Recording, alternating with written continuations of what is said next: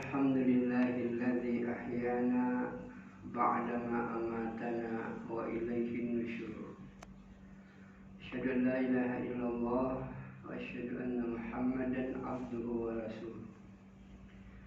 بسم الله الذي لا يضر مع اسمه شيء في الأرض ولا في السماء وهو السميع العليم. أعوذ بالله السميع العليم من الشيطان الرجيم. قال الله تعالى في كتابه الكريم وهو أصدق القائلين. أعوذ بالله من الشيطان الرجيم. بسم الله الرحمن الرحيم. أجعلتم سقاية الحج وإمارة المسجد الحرام كمن آمن بالله واليوم الآخر وجاهد في سبيله لا يستوون عند الله. وقال رسول الله صلى الله عليه وسلم إذا عظمت أمتي الدنيا نزعت منها هيبة الإسلام وإذا تركت الأمر بالمعروف والنهي عن المنكر حرمت بركة الوحي وإذا تشابت أمتي سقطت من عين الله أو كما قال رسول الله صلى الله عليه وسلم. Jemaah subuh rahimakumullah. Hadis Nabi yang kita kutip di awal ini, Rasulullah menegaskan, apabila umatku telah mengagungkan dunia, maka Allah cabut dalam dirinya keberkahan wahyu. Idza azzamat ummatid dunya nuziat minha khaybatul Islam. Allah cabut dari dalam dirinya kehebatan Islam. Wa idza tarakatil amra bil ma'ruf wan nahya 'anil munkar khurimat barakatul wahyi. Apabila orang itu meninggalkan amal ma'ruf nahi munkar, maka Allah cabut keberkahan wahyu. Mungkin dia hafal Al-Quran, dia hafal hadis, kemudian mengetahui ilmu-ilmu agama, tapi kalau dia meninggalkan amal ma'ruf nahi munkar, maka tidak ada kekuatan untuk mengamalkan itu agama. Wa idza tashabat ummati saqatat min ainillah. Apabila umatku itu saling mencaci, saling menjelek-jelekkan antara satu dengan yang lain, maka mereka jatuh dari pandangan Allah Subhanahu wa ta'ala. Kemungkinan ini yang terjadi sekarang, sehingga Islam yang begitu luhur, Islam yang begitu agung, itu tidak teraplikasi dalam kehidupan nyata.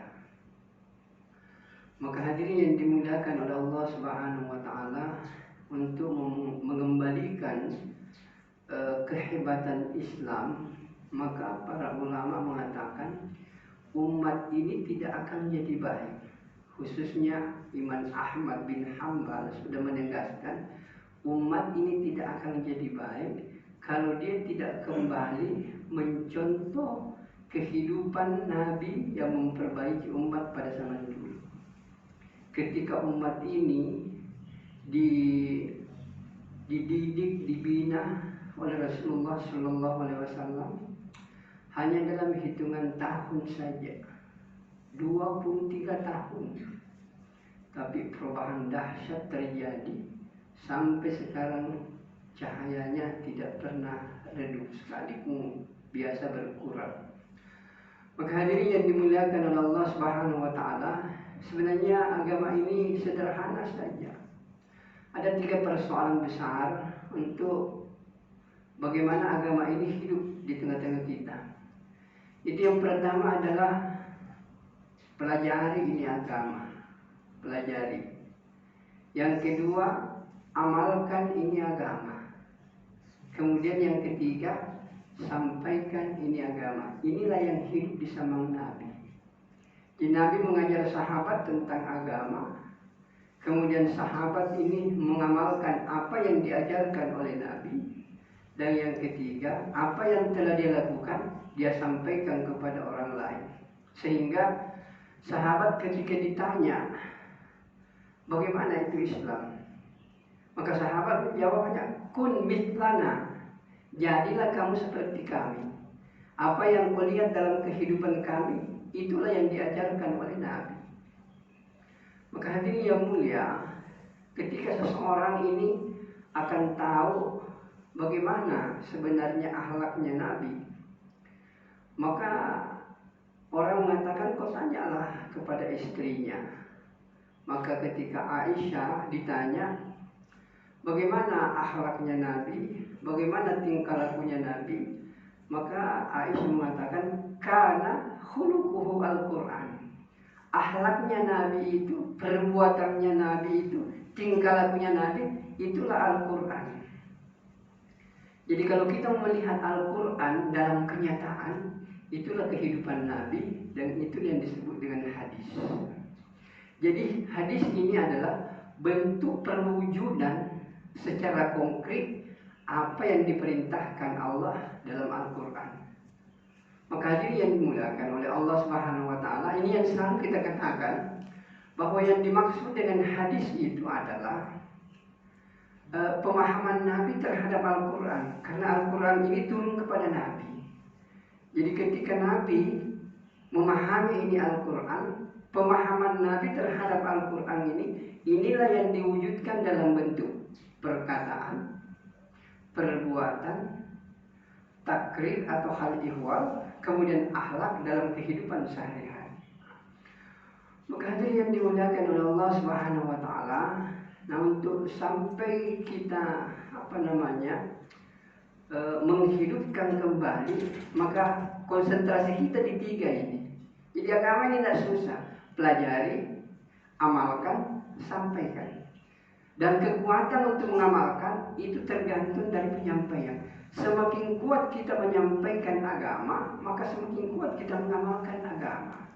Dan semakin kuat kita mengamalkan agama, semakin kekurangan kita terhadap pengetahuan agama, maka kembali kita akan belajar lagi tentang agama.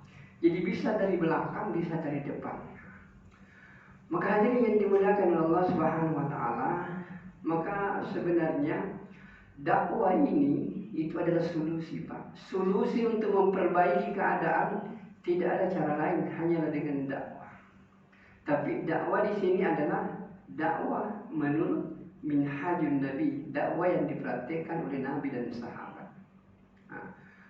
Maka hadirin yang dimuliakan Allah Subhanahu wa Ta'ala, ulama sekarang ini sudah membagi bahwa dakwah ini itu terbagi dua. Ada namanya intiqali dan ada namanya maqami. Nah, intiqali ini artinya kita meninggalkan sementara kita punya tempat, kemudian pindah ke masjid yang lain untuk menghidupkan suasana agama. Jadi hadirin yang mulia, jadi target sebenarnya kita ini yang ditunjukkan para ulama, bahwa bagaimana setiap kita ini berusaha untuk menghidupkan amal masjid, menghidupkan suasana masjid. Kalau suasana masjid ini hidup sebagaimana di zaman Nabi, maka umat ini akan berbondong-bondong untuk memakmurkan masjid. Apakah itu amal masjid? Amal masjid yang hidupkan dari zaman Nabi, yang pertama itu adalah dakwah ilallah, mengajak manusia untuk taat kepada Allah. Atau bahasa sederhananya sekarang, mengajak orang untuk datang ke rumahnya Allah. Ketika orang sudah datang ke rumahnya Allah, maka dihidupkan yang kedua, ta'lim wa ta'allum. Maka suasana masjid ini harus hidup ta'lim wa ta'allum. Kalau masjid itu ada ta'lim, Pak, ada ta'lim wa ta'allum, maka lambat laun orang itu akan mengenal agama. Dan setelah mengenal agama, ada keinginan untuk mengamalkan agama. Dan setelah itu pasti juga ada keinginan untuk menyampaikan agama. Jadi ta'lim wa ta'allum. Kemudian yang ketiga, amal masjid ini yang hidup sekarang, sekalipun tidak maksimal, yaitu zikir wal ibadah. Masjid ini harus hidup suasana zikir dan suasana ibadah. Dan yang keempat ini adalah khidmat. Ini yang kurang sekali sekarang. yaitu bagaimana masjid hidup suasana sosial, hidup suasana pelayanan umat. Di zaman Nabi itu bisa dikatakan masjid sebagai pusat peradaban Islam. Bahkan di masjid Nabi itu dipakai untuk latihan gulat, latihan olahraga. Maka hadirin yang mulia, jadi ini 4 amal yang harus hidup di masjid. Yang pertama tadi itu adalah dakwah ilallah, masjid sebagai pusat dakwah. Yang kedua, ta'lim wa ta'allum, masjid sebagai pusat pendidikan. Yang ketiga, zikir wal ibadah, masjid sebagai pusat peribadatan atau beribadah kepada Allah. Yang keempat adalah masjid sebagai pusat pelayanan sosial. Kalau masjid bisa tercipta seperti ini, maka kehidupan umat ini akan sedikit-sedikit kembali untuk kita hidupkan sebagaimana yang dihidupkan oleh Rasulullah Shallallahu Alaihi Wasallam. Maka hadirin yang dimuliakan oleh Allah Subhanahu Wa Taala, inilah yang kita pelot Pak. Sehingga ayat yang saya bacakan tadi, kenapa kita semangat? Mari kita perhatikan ini ayat. Allah Subhanahu Wa Taala menjelaskan, aja'altum siqayatal hajji wa imaratal masjidil haram kaman amana billahi wal yawmil akhir wa jahada fi sabilihi la yastawuna indallah. Jadi Allah Subhanahu wa taala menjelaskan, apakah engkau menganggap orang yang kasih makan di Masjidil Haram atau orang yang memakmurkan Masjidil Haram sama nilainya dengan orang yang keluar memperjuangkan agama? Allah sendiri yang bertanya, Allah sendiri yang jawab. Apa kata Allah Subhanahu wa taala? La yastawuna indallah. Tidak sama di sisi Allah Subhanahu wa taala. Jadi orang yang keluar memperjuangkan agama itu Pak, lebih tinggi nilainya dengan orang yang melayani orang di Masjidil Haram, bahkan orang yang mengerjakan ibadah di Masjidil Haram. Padahal kita tahu, satu kali kita sholat di Masjidil Haram itu sama nilainya kalau kita sholat di sini 1000 kali Pak, 100.000 kali.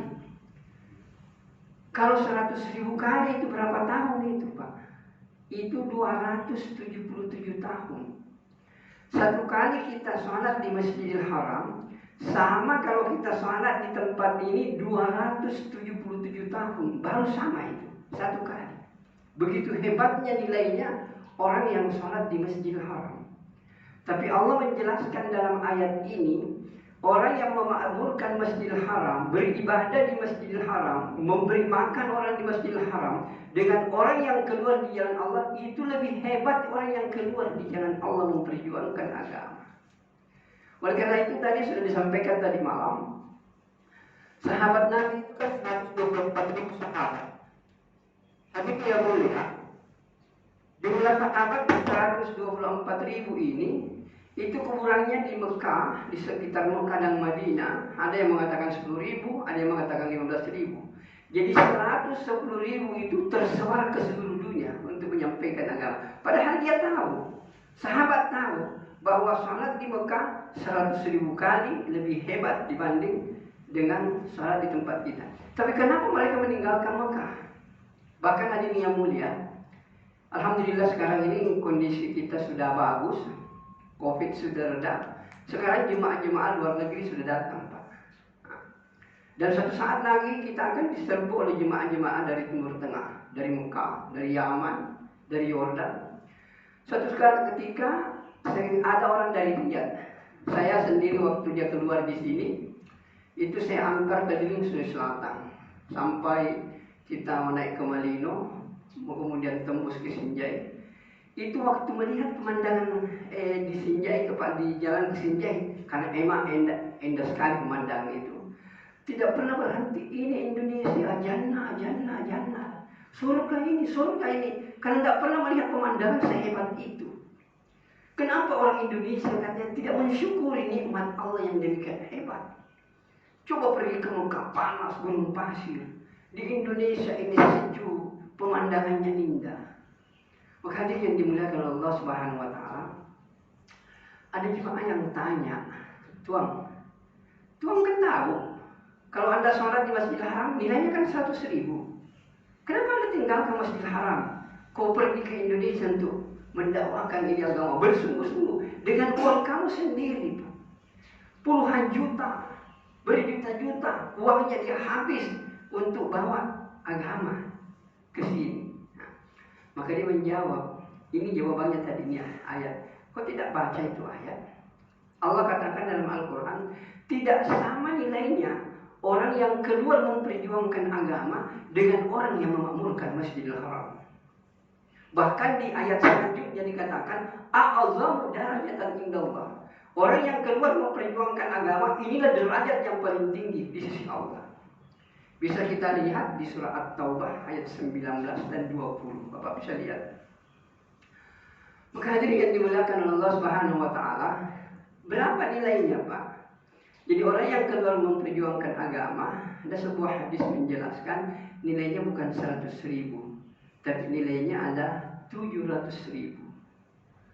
Maka bisa dibayangkan bapak-bapak dan saudaraku yang mulia, kalau kita yakin, Pak, cuma tadi sudah dijelaskan tadi malam juga, bahwa awal persoalan dalam kehidupan ini karena lemahnya iman, lemahnya kontak kita, keyakinan kita dengan Allah. Inilah sumber munculnya berbagai macam persoalan. Dan ini yang diperbaiki Nabi. Ini yang diperbaiki Nabi selama periode Mekah, 13 tahun lamanya.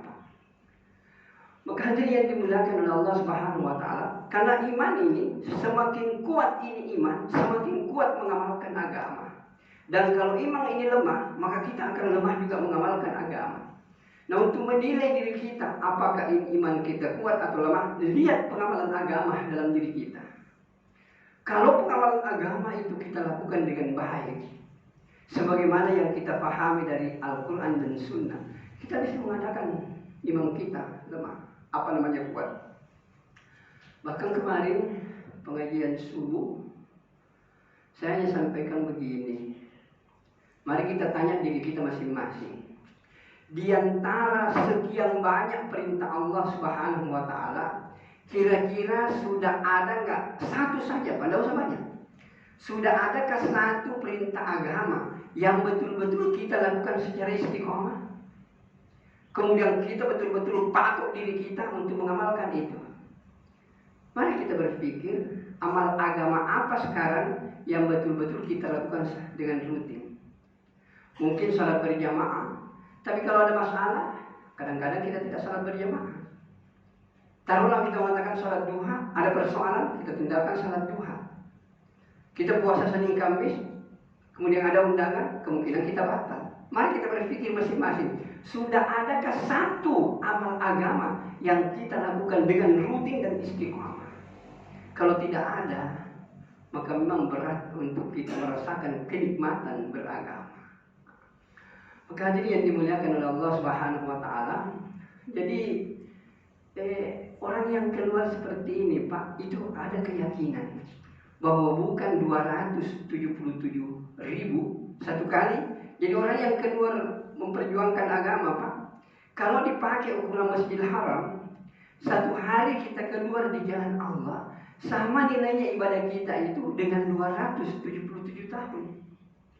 Jadi kalau kita keluar 3 hari, sama paling sedikit umur kita sudah bernilai 700 tahun lebih. Kalau dikali 7 kali 7 49. Jadi paling sedikit kalau orang keluar memperjuangkan agama, ada keyakinan bahwa umurnya itu melebihi 600.000 satu hari. Maka hadirin yang mulia, inilah yang memotivasi kita, karena umur kita Pak pendek sekali, 60-70 tahun. Maka hadirin yang mulia, inilah keyakinan ini yang harus masuk dalam diri kita. Bahkan kalau saya dengan adik-adik mahasiswa, saya biasa katakan, adik-adik ini punya HP semuanya. Itu HP Anda paling 5 juta, Pak. 5 juta, 10 juta. Atau ada yang 20 juta kalau pakai iPhone. Nah kalau hilang itu HP, pusing kan? Pusing, tidak enak perasaan. Berapa nilainya itu HP? 20 juta. Tetapi salat sunat 2 rakaat di depan subuh, kata Nabi berapa? Khairun minad dunya wa ma fiha. Lebih mulia daripada dunia beserta seluruh isinya. Dunia beserta seluruh isinya tidak ada artinya apa-apa dibanding dengan salat sunat 2 rakaat. Cuma masalahnya, masuk nggak ini keyakinan dalam hati kita? Kalau itu sudah masuk, Pak, jangankan salat sunat, maka salat wajib ini betul-betul akan menjadi perhatian utama bagi kita. Hadirin yang mulia, kira-kira ketika Bapak terjadi panggilan azan, kemudian ada yang mengatakan kita harus janji kemudian diberikan pada saat yang bersamaan kita akan dikasih uang 1 miliar. Mana yang kita pilih? Ambil uang 1 miliar, hilang sholat berjamaah, atau kita pergi sholat berjamaah, silakan uang 1 miliar itu hilang. Ada teman saya seorang pengusaha, tapi orangnya sederhana, Pak, tapi hartanya melimpah. Karena dia sudah merasakan nikmatnya ini pekerjaan dakwah. Suatu ketika ada tender seorang pemborong. Itu dia punya limit penawaran itu hanya beda 25.000 atau 250.000, beda sedikit sehingga dia kalah itu. Untuk mendapatkan tender sampai bernilai 15 miliar. Begitu dia sudah dinyatakan kalah, dia pergi ke masjid sholat, merasakan kenikmatan dengan sholat. Kemudian keluar meninggalkan masjid dengan keadaan tersenyum. Sepertinya tidak ada beban, tidak ada itu 15 miliar itu tidak apa-apa. Kemudian temannya bertanya, kamu mestinya kok sedih. Gara-gara 250.000 kok kalah tender. Saya bilang, Tuhan, berapa sih nilainya itu 15 miliar? Tadi saya sudah masuk masjid sholat. Berapa nilainya sholat saya? Itu 27 dunia beserta seluruh isinya. Maka hadirin yang mulia, inilah orang yang mempunyai keyakinan, dia akan tenang menghadapi kehidupan. Maka hadirin yang dimuliakan Allah Subhanahu wa taala, maka suasana masjid seperti ini, Pak, harus kita hidupkan. Maka ketika kita keluar seperti ini, inilah juga apa yang kita dapatkan waktu keluar seperti ini, itu dihidupkan di masjid-masjid kita masing-masing. Inilah yang disebut dengan amal-amal masjid. Yang pertama itu, Pak, suasana masjid, kalau kita mau hidupkan masjid, pertama mau musyawarah harian. Hendaknya setiap masjid hidup musyawarah. Kumpullah beberapa orang pengurus masjid, kemudian bicarakan bagaimana memakmurkan ini masjid. Mungkin kita akan bicarakan siapa orang yang kita akan datangi. Saya ingin sampaikan ini penekanannya. Bapak bisa baca di dalam surah Al-Mulk. Surah Al-Mulk itu di bagian bawah. Itu katakan, kullama ulqiya fiha faujun sa'alahum hasanatuha alam ya'tikum nadhir. Nanti di hari kemudian, seseorang itu sebelum dia dilemparkan ke dalam neraka ditanya dulu, tidak pernahkah ada orang yang datang kepadamu memberikan nasihat? Alam ya'tikum nadhir. Kemudian dia katakan, qalu bala, tidak ada orang. Kalau orang ini mengatakan tidak ada orang yang pernah datang kepada saya, maka kita semua ini jemaah masjid akan diminta pertanggungjawaban di hadapan Allah. Nah, berapa sebenarnya dimaksud dengan tetangga masjid? Banyak ulama menjelaskan tetangga masjid itu adalah 40 rumah ke belakang, 40 rumah ke depan, 40 rumah kiri, dan 40 rumah kanan. Ini radius setiap masjid. Kalau ada satu rumah yang kita tidak pernah datangi menyampaikan agama, kemudian dia meninggal dunia, orang ini berpotensi untuk mencelakakan kita nanti di akhirat. Ketika ditanya, tidak ada orang yang datang ke rumah saya, Ustaz. Kemudian dibuka catatan amal. Pernah orang datang ini 3 kali. Dia bilang 3 kali, ya Allah. Seandainya 4 kali, mungkin datang maka. Yang lainnya dibuka, sudah 37 kali orang datang di rumahmu ini. Kenapa kau tidak pergi salat berjamaah? Dan bilang 37 kali ya Allah. Seandainya 38 mungkin sudah pergi maka. Berapa kali Pak baru kita lepas? 40 kali. 40 kali kita datangi, barulah tanggung jawab agama ini kita bisa lepas. Pertanyaannya adalah, sudah adakah rumah yang kita datangi 40 kali Pak? Satu kali kita datangi saja rumahnya orang dan orang itu marah-marah, kita sudah putus asa. Maka hadirin yang dimuliakan oleh Allah Subhanahu wa taala, maka oleh karena itu usaha kenabian ini itu diharapkan oleh ulama, jangan kita pergi sendiri.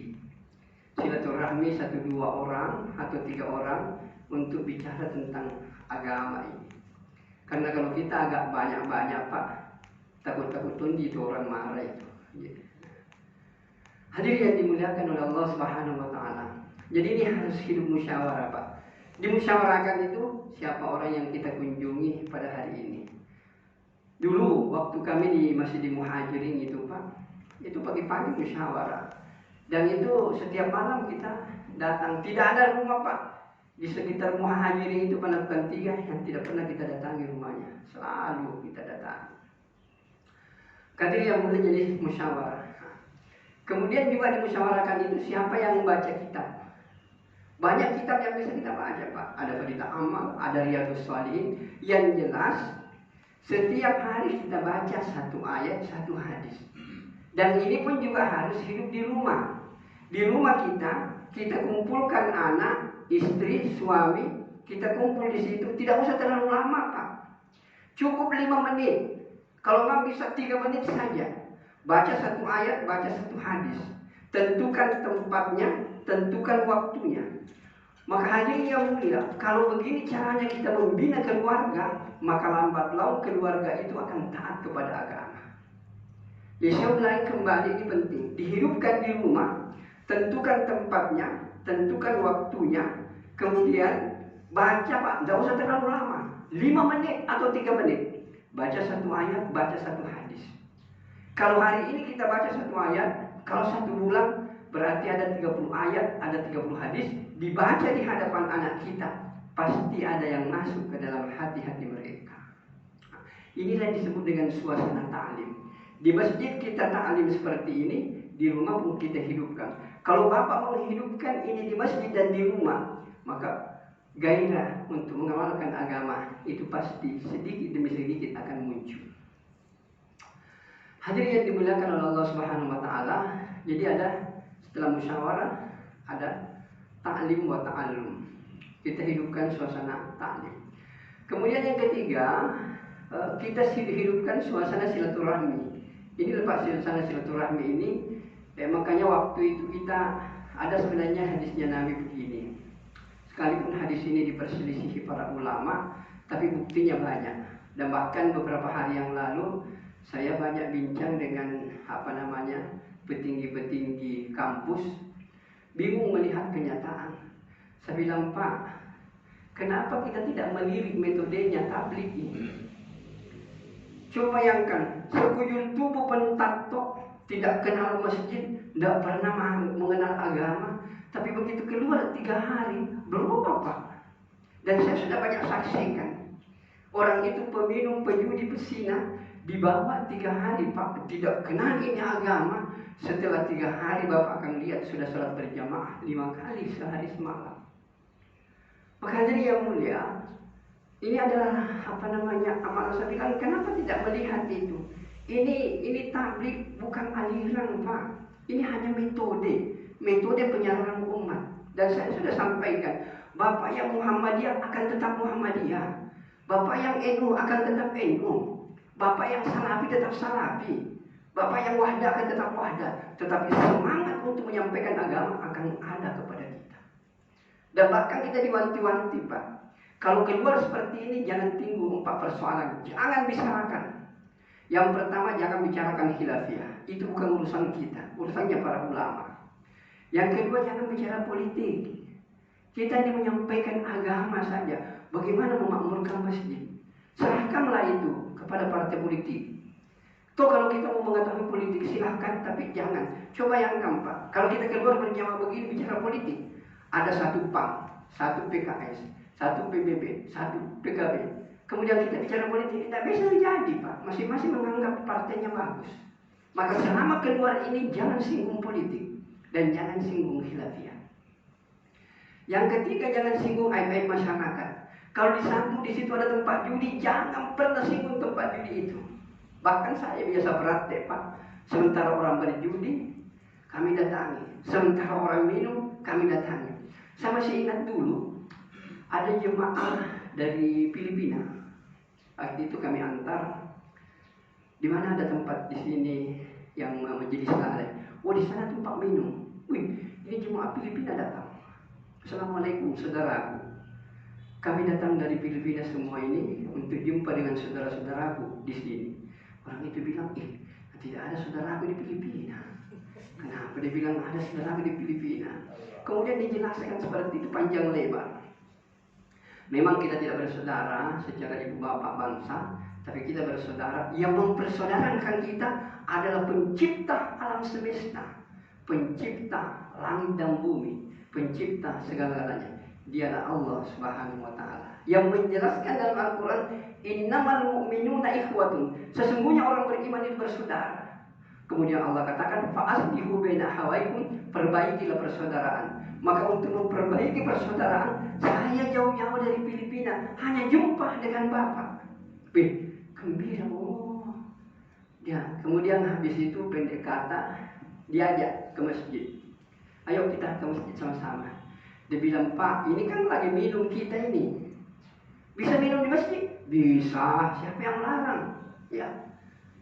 Akhirnya apa yang terjadi, Pak? Itu botol minumannya dibawa ke masjid. Bawa ke masjid. Pokoknya begini saja Ustaz, saya mau ke masjid, yang penting bisa minum. Boleh, silakan. Lain ini Ustaz ini. Kemarin itu di khutbah dia bilang, siapa yang minum haram, neraka tempatnya. Ini bisa minum. Lain ini. Akhirnya ikut ke masjid. Hadirin yang mulia, di masjid sampaikan, ini masjid rumahnya Allah suci. Ini minuman tidak dikehendaki oleh Allah. Simpan kita di luar saja. Kalau Bapak mau minum, keluar, tidak apa-apa. Yang penting Ustaz bisa minum. Hadirin yang mulia, pendek cerita, dimasukkan dalam masjid, berwudu, masuk masjid, kemudian mulai dinasihati. Kemudian dikatakan, Pak, ini kita hidup di dunia sebentar saja, kita pasti mati. Apa artinya 70 tahun dibanding dengan akhirat yang selama-lamanya? Bukan 70 miliar tahun, bukan 70 triliun tahun, tapi selama-lamanya. Kehidupan di dunia ini pendek saja, 60 tahun, 70 tahun, tapi ini yang menentukan apa kita berada di surga dan berada di neraka. Tapi perjanjian ada tadi. Pokoknya begini Ustaz, tidak bisa tidak minum ini dalam 2 jam. Boleh? 2 jam minum kok. Keluar minum. Sudah Ustaz. Berwudu kok lagi. Dinasihati lagi. Akhirnya keluar air mata. Sudah 3 jam ini kok tidak minum. Ustaz, banyak sekali dosa aku ini. Sudah mulai masuk. Hadirin yang mulia, pendek cerita. Setelah 3 hari kita merajuk kebersamaan, maka orang ini 3 malam begitu orang bangun salat tahajud dicari, mana ini orang? Jangan-jangan dia lari. Allahu Akbar.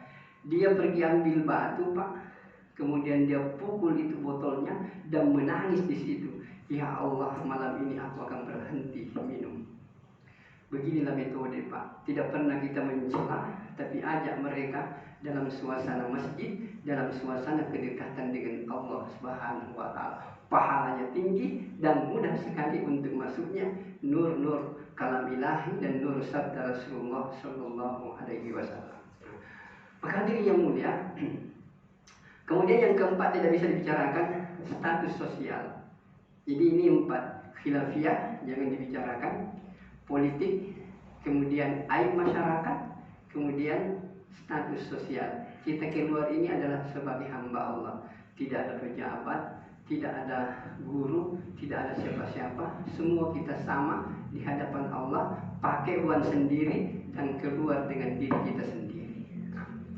Maka hadirin yang mulia, jadi inilah jadi musyawarah, kemudian hidupkan ta'lim di masjid, kemudian silaturahmi. Orang di sekitar masjid kita 40 muka belakang kiri kanan. Kemudian satu kali juga dalam satu minggu itu kita pindah ke masjid tetangga untuk silaturahmi juga, bagaimana mereka menghidupkan suasana masjid. Maka hadirin yang dimuliakan, saya kasih contoh begini. Jangan kita pernah berpikir rumah kita saja. Jangan kita pernah berpikir masjid kita saja. Saya kasih contoh gini. Kalau kita punya kebun, Pak, ada kebun di tengah-tengah, di situ banyak kebun orang lain. Kebun kita bersih, tidak ada lagi rumputnya, tanamannya subur. Tapi kebun-kebun yang ada di sekitarnya itu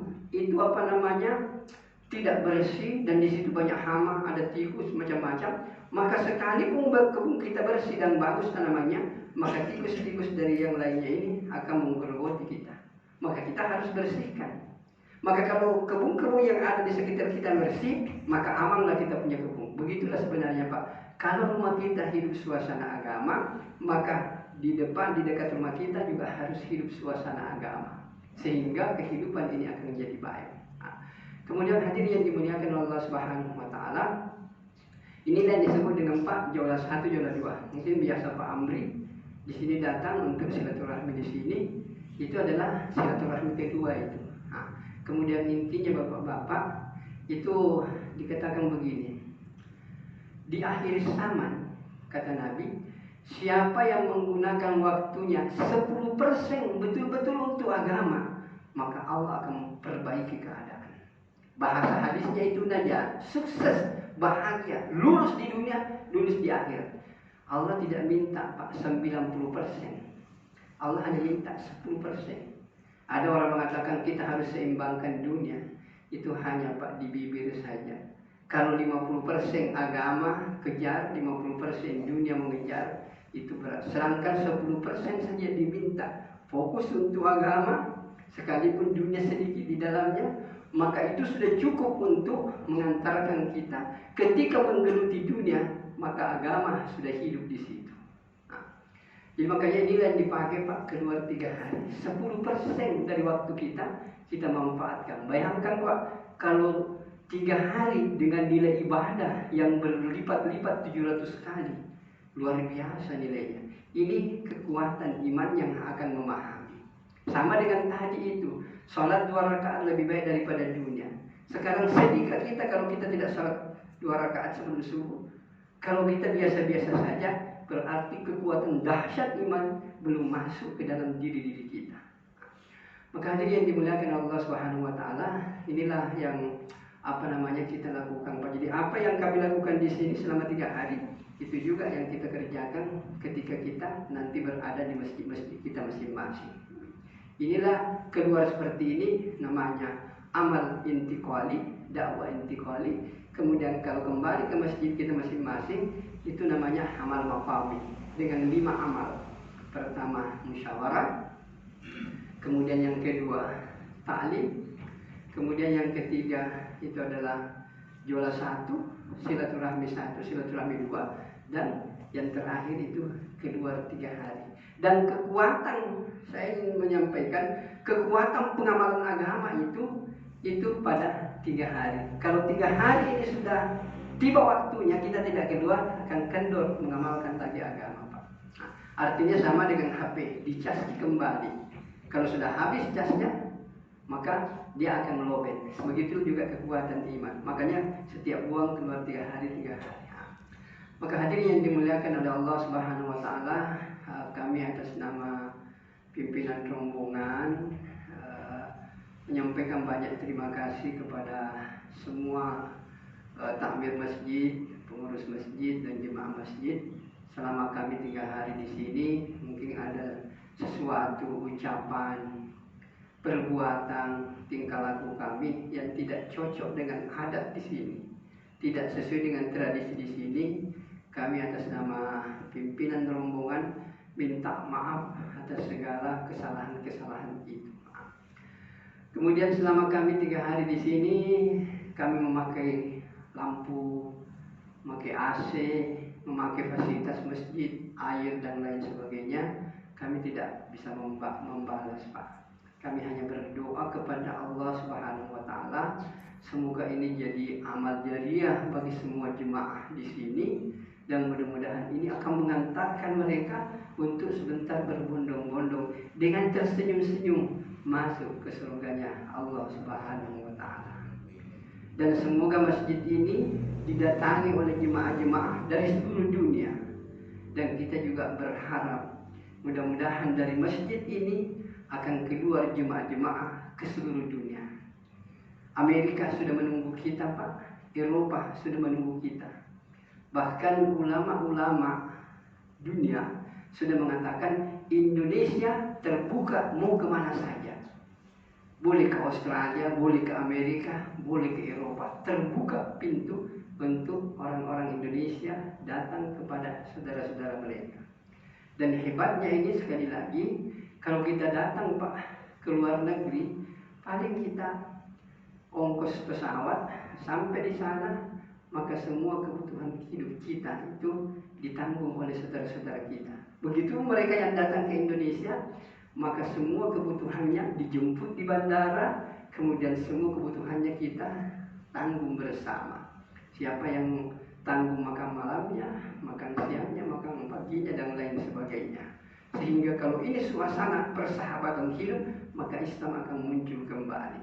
Nah, hadirin yang dimuliakan oleh Allah Subhanahu wa taala, inilah mungkin yang bisa saya sampaikan. Mudah-mudahan Allah memberkati kita semua, dan mudah-mudahan kita semua yang berkumpul pada subuh hari ini, toh kalau suatu saat kita tidak bisa ketemu lagi, saya yakin dan percaya selama amal ini kita hidupkan amal masjid, insya Allah kita akan kumpul nanti di surganya Allah Subhanahu wa taala.